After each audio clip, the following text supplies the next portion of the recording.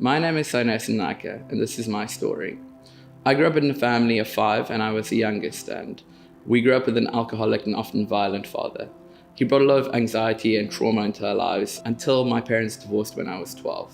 I practiced Hinduism because that's what my family believed, until things changed up when my eldest sister was the first to come to faith. She came home to us and told us about this God that she had met, and it really confused me and made me quite curious because I thought faith was just something you were given and inherited from your parents. I remember my second elder sister, after that sister, being very upset about my sister coming and speaking this truth and this gospel. And she was very resistant, but a friend of hers actually took her to Common Ground. After a run, she sort of said, "Hey, can you come through to church with me? I'm going to be late."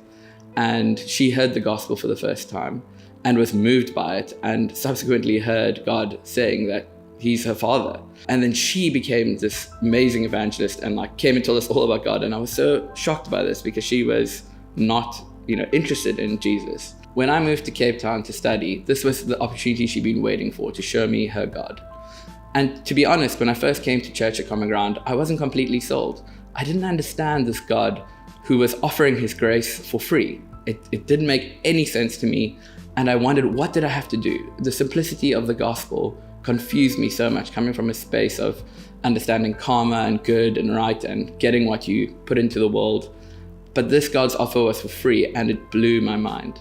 I knew that he was God. 3 months in, I remember seeing that this was the one true God, but I couldn't believe his offer was free.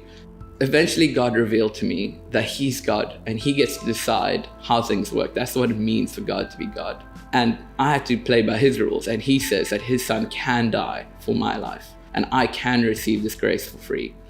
I realized that I couldn't close the gap between myself and God, and I really needed Jesus Christ to come and die for my sins so that that gap could be closed. Remarkably, while I was coming to faith, my mother was having a very similar experience in Durban. She had called me after my first experience at church, and she'd wondered how did it go and whether she should also check things out, as she had passed one that day. And I said, definitely, you should totally check it out. We can go on this journey together. And I remember us sharing calls on a Sunday, just saying, what did you think of the sermon? Oh, this God is very interesting. This is so different from anything we've ever known. So God has deeply changed me and my biological family. But I can't tell you about the amazing grace that he has shown me through my spiritual family at Common Ground. In my story, I grew up without a father who I could ask for wisdom and guidance. But coming to faith and learning of my heavenly Father, I've really had that completely turned around for me. I remember a day when I was driving back from church, and it was just such a faith-filled moment. All these thoughts came into my mind of just how I changed, how I used to be this way and now I'm this way. I used to be like that. I used to be timid and now I'm more bold. I used to be like this and now I'm like that. And I wondered, why was I so different?